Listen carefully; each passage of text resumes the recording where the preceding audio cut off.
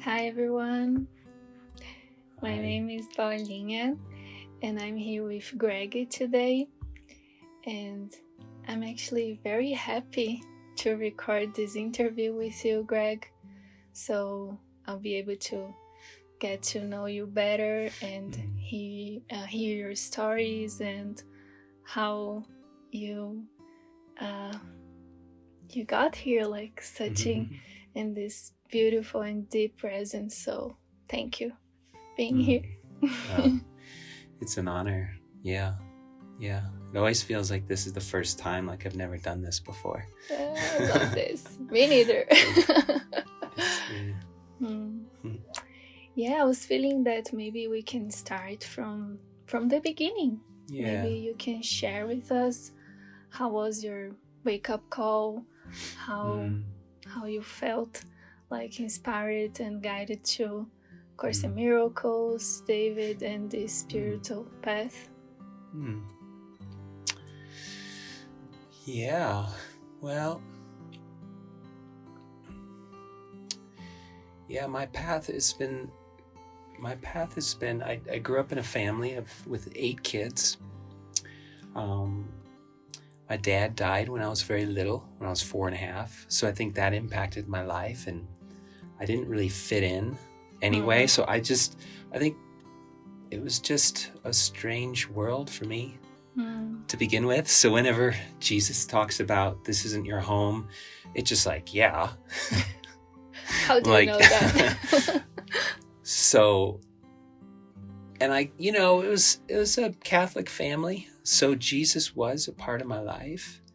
He, I had him come to me. With my dad dying, it was almost as if he came soon after. I don't remember the specific details, but he came after, and it was like, because I think my world was shocked, like just, it was just kind of, it was destroyed, because he was like in unconditional love, and then my mom was really traumatized, pregnant and ready to have another baby and trying to take care of 6 kids, 5 at that time. So, it was kind of, I was lost. I was very lost. And then, as I grew up, I was extremely shy. I would, like if I was asked to read in class, I would turn beet red, and, so it was just hard for me to be in relationship and have a close connection, really. And so I got into art and the spirit, I got into art, and I felt the thing about it is it for me, and I think for artists, it's like a calling too. It's a life. So I could resonate with that, and I needed strong symbols, really strong symbols. And so something within me that could be expressed in very strong ways and be able to, because I needed to feel alive. I needed to feel like I was like real, and not disappeared, because I disappeared, just fade away. So just struggling with, anxiety, depression, shyness, and then as an adult, I got treated and just went through the healing process of normal things, like with school, went to see counselors for things that, depression and things like that. And went, had just a very few friends, kind of close, but not too close, and it just started, and then nothing really worked, even, and I taught, which was really helpful, because I'd be able to engage my mind with students and, be in relationship in a way, because I needed it. But then I'd spend a lot of time by myself. And of course, painting an artist, needs their time. So I'd spend a lot of time alone. And then, and I just went through different spiritualities, modalities, healing. And it just it didn't really work, kind of worked. And then when the course came, I had a I had a 30-day process with the lessons where because some people can experience depression as like a hand over their brain, over the mind, really, like a real block, like a real literal block. And the spirit came in, the light came in, and for 30 days kind of slowly spun around and just lit up, like what was covered and dark and stuck and thick was becoming light and open and free. And it kind of went around, and I was like, wow, it's like, it was beautiful. And then it kind of stopped, kind of down here. And then I kind of took that as like, there's some deeper work to do, some very core deep work. And that's going to take some time. So it's been a slow, little process, and, going through healing in different ways. And then that experience, it confirmed everything for me that, that there was a much deeper thing to work on with my spiritual path. And then I started to question everything. And I took a sabbatical because I started to question everything. And I had a prayer, a very deep, strong, direct prayer about what am I to do? I need to know. And that was it. And I would just be really strong with spirit. And I went I had a little house in the desert that I built with a buddy of mine. Beautiful collaboration, like in a sense, a little preliminary taste of what collaboration and real joining and a purpose was. But that kind of wasn't enough. And so when I got there, I did my hermitage, prayed, and then very quickly, when I got into my year-long sabbatical and retreat, just studying and painting, I found out I called Suzanne Sullivan here, and just had we resonated, which is very important. I feel like vibrational. Not even seeing each other, just vibrational. And I just opened my heart with what was going on with me. And then that was about 7 years of, I think, in the course maybe. And then 2012, I came here in the spring. And stayed. Yeah. And then just whole, and then community living, just, it's pretty cool. It's beautiful. And it's actually, you were like bringing like all the topics that I felt to talk to you. It's beautiful, like with this sharing, like you bring them all. Okay. So, I would like to ask you very directly, what is community for you? Like, I want to hear you.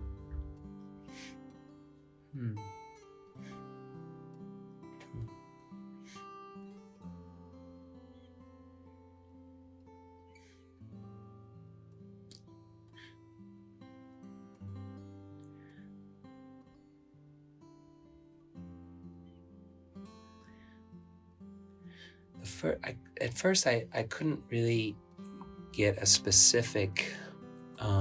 What first came to my mind was not people, but it was sort of a collection of purpose. A collection of a shared purpose, like. I don't even want to say people or minds, but it is people and minds, but it's, in very practically speaking, yes, we can touch each other, we can have a relationship, we can grow, with each other over the years, which I find super helpful. Like in terms of just like the environment and the people, practically, it seems to be like one of my hardest things, like being close. I didn't have relationships. I would go in and I'd be dying and I'd have to get out, But there's something that, after like learning about the purpose and no private thoughts, that made me feel safe because I was doing that, with many groups in that sense, 12 steps or whatever, just sharing, hey, this is what's going on in my mind, and then having mighty companions to be able to say, oh yeah, and they don't judge you, they don't judge you, which is so key. Yeah. And that's what we share. And I trust that. I trust everyone that shares this path, the specific path, particularly because there's a different vibration with, I think, just with David and the no compromise and just the desire to like see that wholehearted all the way gumption. It's like, something really, becomes really truly valuable where we're in such a world of no value, It's beautiful. Yeah. So. Because I don't know, I watch you and I feel your passion of the community and this way of life, because it is a way of like living in this world. And it's beautiful to hear what is behind this passion.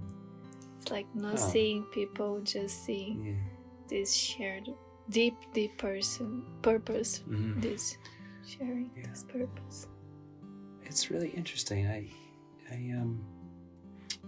think about it pretty often, but gratitude really comes in a lot, like, and sometimes in strong waves and on the path, it comes in more and more, and then so but it comes in a lot with the ones in a community,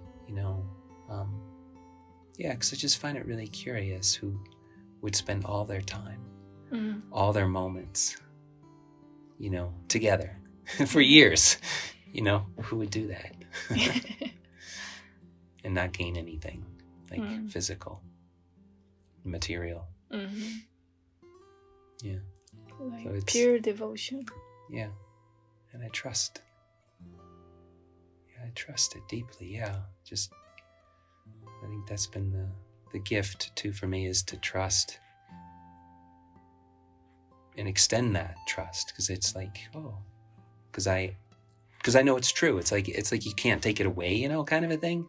Once it's an inner trust. It can't be taken away. And that's part of the inner relationship too, of course, Beautiful. Yeah. And other topic that you mentioned that I'm very curious about, like how you do it, like in daily basics, is prayer. Like, everything started from prayer, from a prayer for you, like your Hermitage and your like you're joining with Susan and you're being here. So I'd love to hear like how you practice like praying. Yeah.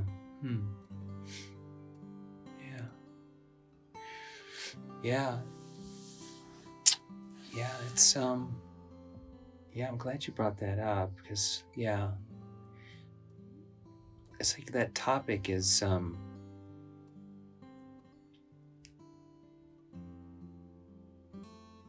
it's such a, like, I'm starting to have emotions about relationship, the inner relationship and the dependency. Like, it started to come in a few weeks ago. We had a retreat that was around the topic, and a worship session around the topic, and we read, starting to read about the mystics like Brother Lawrence or Saint Nectarios, and I see that it's just, and I just emotionally feel, like it's. I guess it comes in when it comes in, and it becomes stronger when it comes stronger. But it comes in stronger and stronger all the time now. I think sometimes it's automatic, and sometimes it's happening like all the time in terms of an experience, because I'll just be struck sometimes, like in a moment where I can't even move, or like even if the subtlest thing starting to happen, like with a doer or something, I can't move. It just becomes painful, and it can be emotional, and it's just, that is prayer. It's an automated prayer. It's like it's an automatic button, but it's starting to happen, because the doer has been so ingrained, like nothing would, there's a point where nothing will stop the doer. It's like, it's crazy. It's so ingrained, it's so ingrained. So I think this is the time,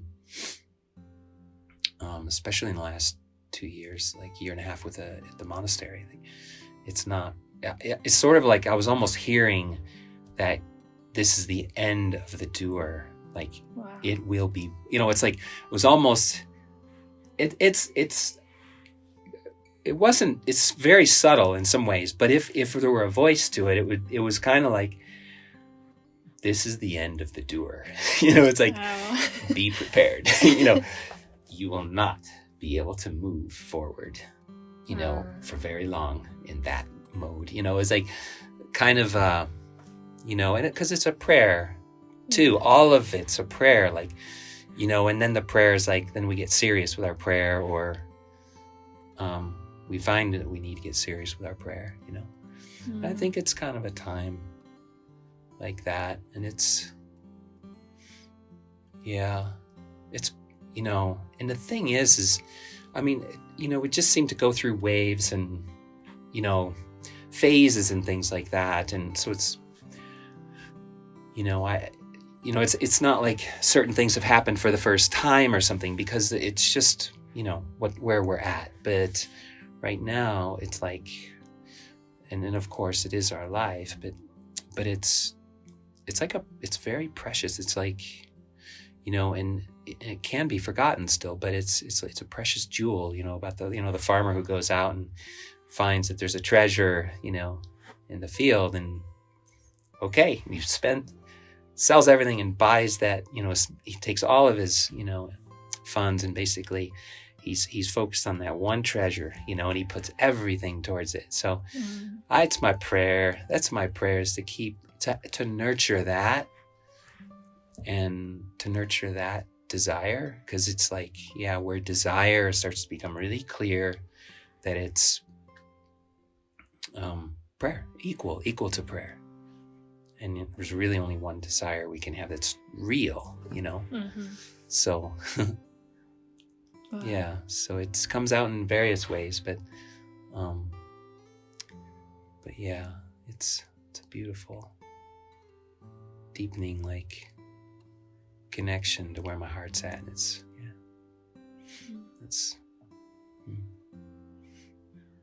beautiful. And maybe we can talk more about this, because it's beautiful, like undoing the doer, doing many things, because you have like many functions here at the monastery. So maybe you can share a little bit, how do you transcend the form, like of, it looks like you have like many functions, or have to do many things here, but it's not that you're doing, like, it feels that really this deepness, that you are like doing something else, which is undoing the doer. So how do you do, like, maybe you can share like one experience that you had, like transcending the form and unwinding this doer.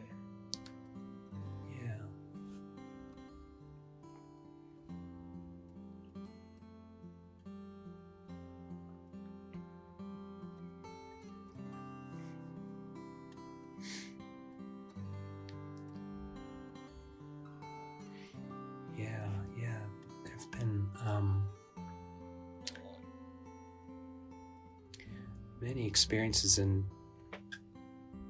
I think having a passion and a care, is part of, like, we're talking just very practically what we're involved in, there's that very simple process in what I know I get in touch too with wanting that to transfer to whoever I'm collaborating with and joining with. And there's a lot of practical things that are helpful with that. Staying in communication is the main thing, because it's always a connection with who we're working with, and being clear and taking time. Obviously it's a mechanism of wanting to get something done that the doer's involved with. And so it's been, I think in the last year, it's been watching that very carefully, like not wanting to, being willing to, to change and be wrong. And, the I know mind might be in there, and that's part of the doer largely, because, it's got its own fixed outcome goal, and if it can have control over all that, it's like, okay, then it's got a fix on it. But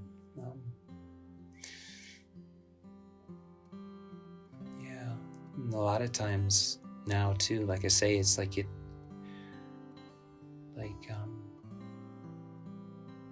even if I just think about it now, about like the desire to be out of the doer and to be done through, to be, to just be very present with what the emotions are, with how I feel. I can get in touch with, I can see the doer in my mind, and then it can be very like humbling or emotional in a sense of just being like, okay, I have to let go of everything that was in my mind. So it's like constantly letting go what was in my mind. I realized too, was just pretty happy walking from the kitchen to the shed, and just walking just very, very peacefully, pretty happily, but very present. And all of a sudden, all this emotion came in to me.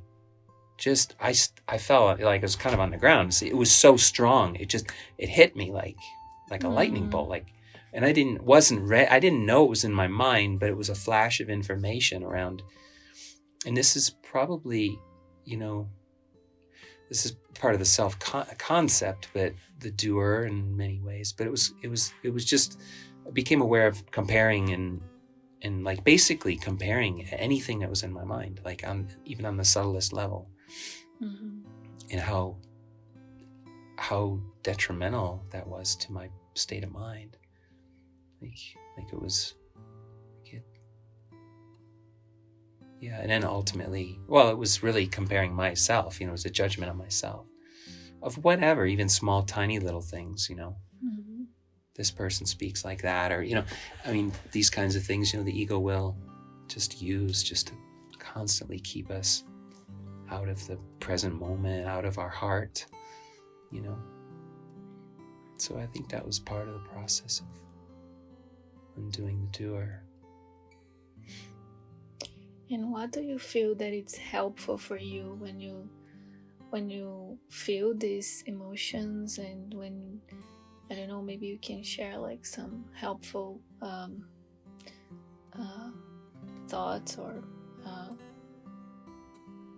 attitudes, or I don't know, that you have to, when you feel like, oh, there's some healing here, what should I do? Like, how do you do it?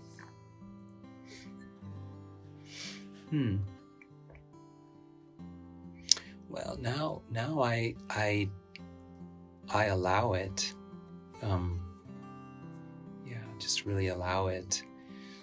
And I don't know if it's helpful for some people, because I've had a lot of different kinds of emotional healing, different themes and things like that. But one of the things that was most important was to know that Spirit was with me. Like sometimes I would have emotions come through, and then literally I would feel a presence, very strong presence right next to me, because I think because it was very important. I think sometimes the ego can get involved in there. So that's, I think, important distinction, is to not, because you don't want to be alone in your emotions, of course, or you don't want to not know it's for healing. You want to know it's for healing, and I think that was really important for me. Like a prayer, like a determination to be like, okay, well, if these emotions are coming in, they're coming through. And I trust that He's with me. Right? Yes, I trust that He's with me. Yeah, and then also it can be a follow-up too, to see what other thoughts and beliefs are in there too. So a lot of times, I won't just let it pass by, because there's deeper layers to investigate, Mm-hmm. Beautiful. Yeah, it is like a life journey, lifelong journey, right? It's beautiful to have this patience and trust that if it's coming, we're ready, and if it's not coming, like maybe the next layer will wait until I'm ready. Yeah. It's funny, I just want to share, there's another little insight. Lately there's a feeling of that all the emotions are just the fear of love.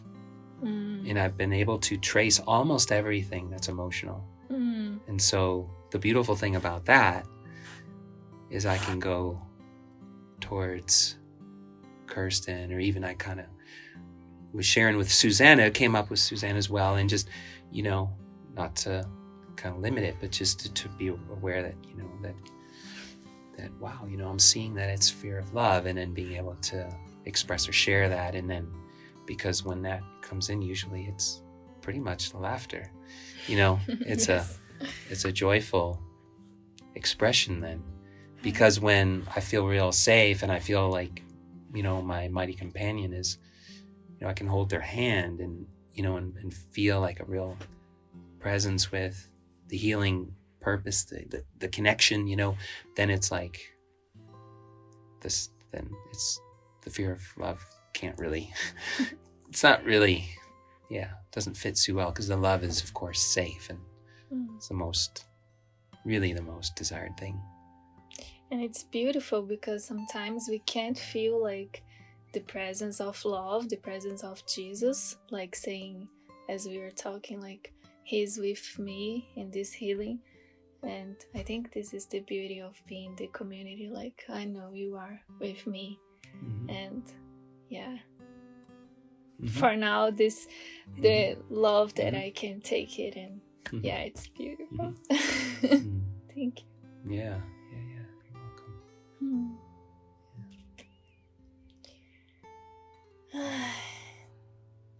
I'm just feeling this presence of love now.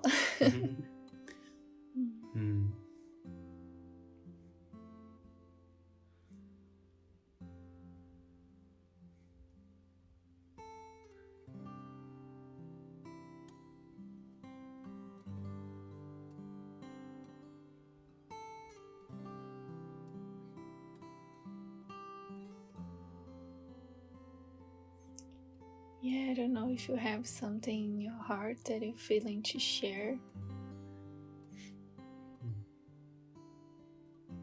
to extend here.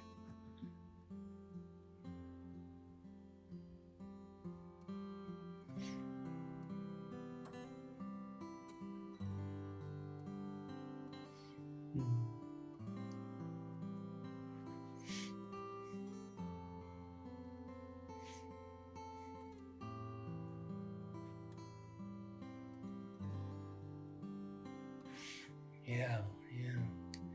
Well, it's new for me, and I hadn't like wanted to share publicly a whole lot, in my life, and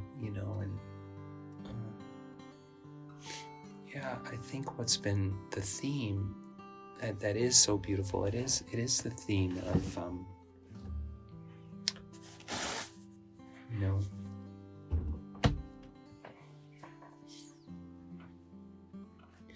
I was always a closet Christian or a Jesus lover, God lover, however you want to say it. So, but yeah, it's pretty humbling to say, to come in, to join together and say, yeah, my desire is to know God. If we really got in touch with that, the deepest sincerity in that, it would just put me on my knees. It was very, it's, so what the ego doesn't want, is something like that. He doesn't want us to come together and join say, look, no, really, do you want to join and just really know God? Do you want to really know? Do you really want to know Him? Yeah, join it. That's ego does not like that. So, yeah.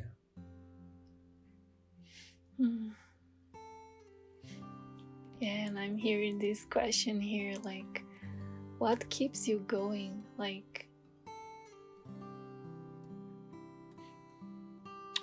well, just that recognition is really what it comes all down to each time.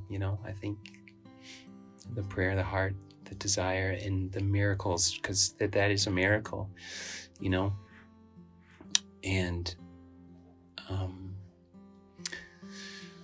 so it's like, we have to be able to get in touch with the release, whatever, that's like a consistent release that, and I think holding private thoughts is probably the most likely thing that we'll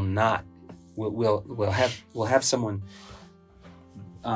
retreat, or whatever you want to say, just kind of maybe, whoa, put the brakes on, or just say, whoa, that's too much for me. It's I think holding on is what's going to make it really hard and painful. And then, and that's kind of it though. It's like the private thoughts, like, you can, hold on these shameful, dark, private thoughts, and then, but then it's like the deeper private thought is this one. I really love you and I love God, and then to deepen it. That's the deep, I think that's, for me anyway, like, because I didn't say that for the last 20 years, I didn't say that, not once, I don't think.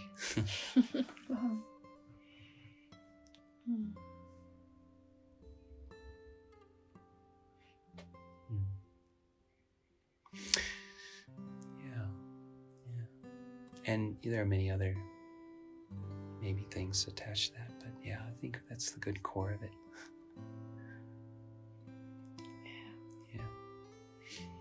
And how do you say, like, we have friends that are hearing us that maybe are like starting their spiritual journey, or maybe I don't know, just beginning with the course, like, what do you say that is your foundation for like this journey? For, I don't know, when I think of you, I think of this humbleness and this care and this strength, even, like, it's beautiful how you put this together. So maybe you can share, what do you feel that is the foundation to to sustain this spiritual path, and to be able to reflect all these beautiful reflections from spirit, actually, like the care, the love, sensibility and the strength and everything together.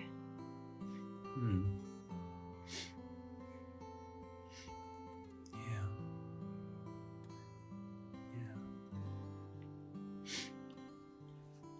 I would say, the foundation, and it kind of doesn't change, but trust in your own heart and go towards the ones that vibrationally resonate. That's what I've always just basically done unconsciously. Even the Spirit brought me very ones that I needed to, obviously were really helpful for me. So I think that's, and you just trust your heart and, go towards the ones that are vibrationally, resonating for you. And then the specifics, the details, like, how am I going to do this, and practical, and the fear that the ego will take charge of, just really question your values. Like define, I had to just basically, with the way I brought up, I had understood that the mind was really important. Like, if you live with that kind of cloud, like constantly, then I just, just was like, the world, jobs, this, that, security, all those things. And then my mind, it was not that difficult for me. That's a miracle. Did you see this? You talked about the cloud, and then the cloud came in and everything became dark, and then the miracle and the light. It's beautiful.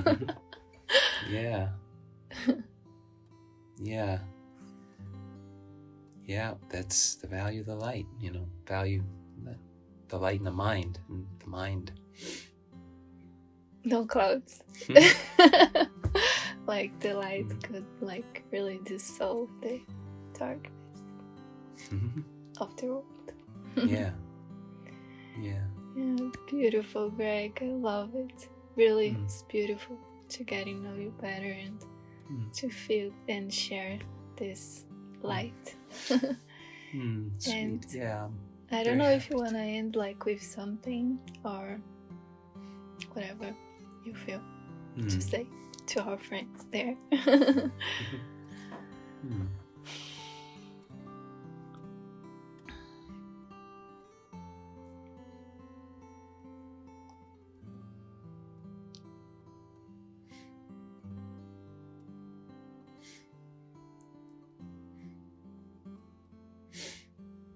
So I think it's just been beautiful. I think having you here and having your attention to focus on community and purpose, and it's just very helpful just for the universe, really. So thank you for your participation, and thank you.